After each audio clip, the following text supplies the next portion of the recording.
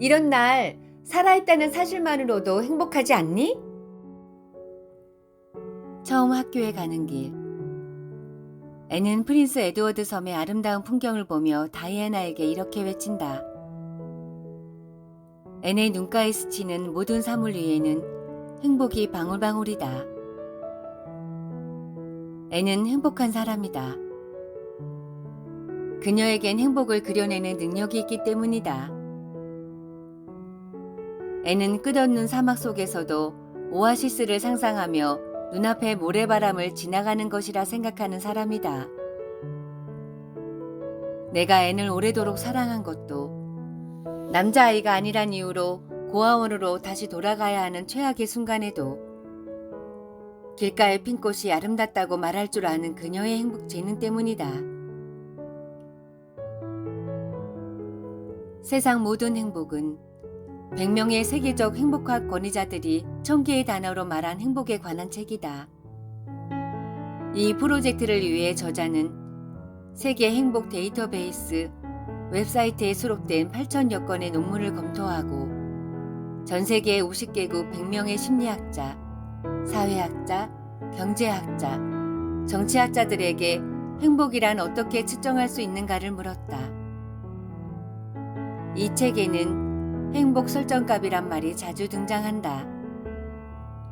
행복 설정값이란 고유한 행복의 기본 수준으로 어떤 사람이 큰 좌절을 겪든 크게 성공하든 결국 행복 지수가 처음의 설정값으로 되돌아간다는 탄력성을 말한다.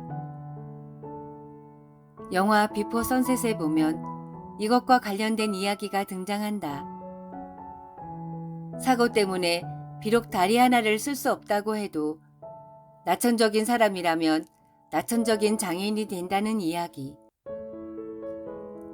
우선 좀 우울한 얘기부터 하면 행복의 50%는 유전적 설정값에 의해 결정된다. 이 말은 환경에 따라 결정되는 건 겨우 10% 정도이고 행복감을 느끼는 능력의 50%는 운 좋게 타고난다는 것이다. 뭔가 억울하지 않은가? 하지만 나머지 40%는 자신에게 달려있다고 하니 포기는 이르다. 그렇기 때문에 행복에는 반드시 연습이 필요하다는 게 학자들의 주장이다. 메디슨 대학의 연구에 따르면 사람은 스스로 동정심을 키울 수 있다. 연민을 갖고 배려 깊은 행동을 하면 할수록 두뇌의 활동이 활성된다는 것이다.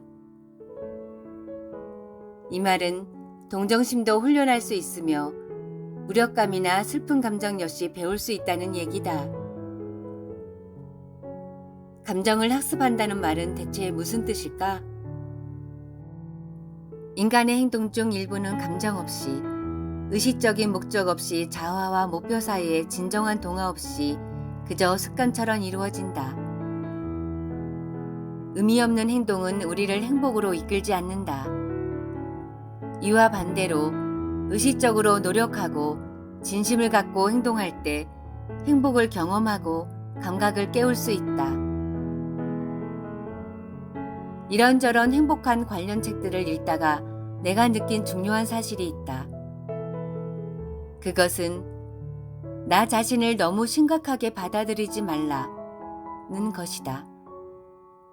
우리는 자신의 직업적 성공, 발전적 진화, 자아 성장에 과도하게 관심이 큰 탓에 나 이외의 다른 사람과 진정한 관계에 투자하는 시간을 낭비라고 생각하는 문화 속에 살고 있다. 심지어 잠 역시 시간 낭비라고 생각하면서 말이다. 하지만 행복지수가 높은 대다수의 사람은 내가 아니라 타인과의 관계에서 공감을 구축해낸 사람들이다. 이것은 다양한 연구를 통해서도 증명되고 있다. 타인과의 보다 깊은 관계를 위해 투자하는 시간은 결코 낭비가 아니다. 또 조사 결과 결혼한 사람들이 미혼보다 행복지수가 높게 나왔다. 외향적인 사람이 내향적인 사람보다 조금 더 높은 수준의 행복감을 경험한다는 것도 입증되었다. 흔히 젊은이가 노인보다 행복할 것이라 믿지만 통계는 전혀 다른 사실을 말하고 있다. 나이와 행복의 관계를 조사하면 늘 60, 70대 노인들이 더 행복하다는 조사 결과가 나온다. 왜? 노인들이 감정을 잘 다룰 수 있는 능력을 가지고 있기 때문이다. 그들은 살면서 좋은 일, 나쁜 일을 모두 겪었다.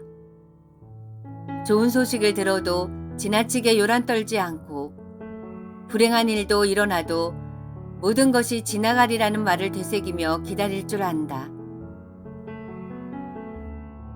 살아갈 시간이 10년밖에 남지 않았다는 걸 알게 되면 그 사람의 시간 시야는 확실히 좁아진다. 노인들이 행복한 건 그 때문이다. 시간 시야가 좁아진다는 건 과거에 연연하지 않고 미래를 걱정하지 않은 채 지금 이 순간을 살아간다는 뜻이다. 과거와 미래에서 자유로워지면 자신에게 주어진 이 순간에 가장 중요한 게 무엇인지 정확히 알게 된다. 공원에 가득 핀 모년을 보면서 다음날 해야 할 집안일을 걱정하는 일이 줄어드는 것이다. 노인들은 공원에 핀 젖꽃이 얼마나 빨리 시들고 지는지 수없이 보았을 것이다. 피어나는 꽃을 보면서 그들은 어쩌면 젊은 시절과는 다른 교훈을 얻었을지도 모른다.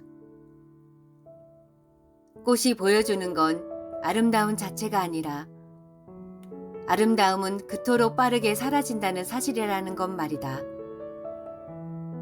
그러니 더 말할 것도 없다. 이 순간을 지금 만끽해야 한다.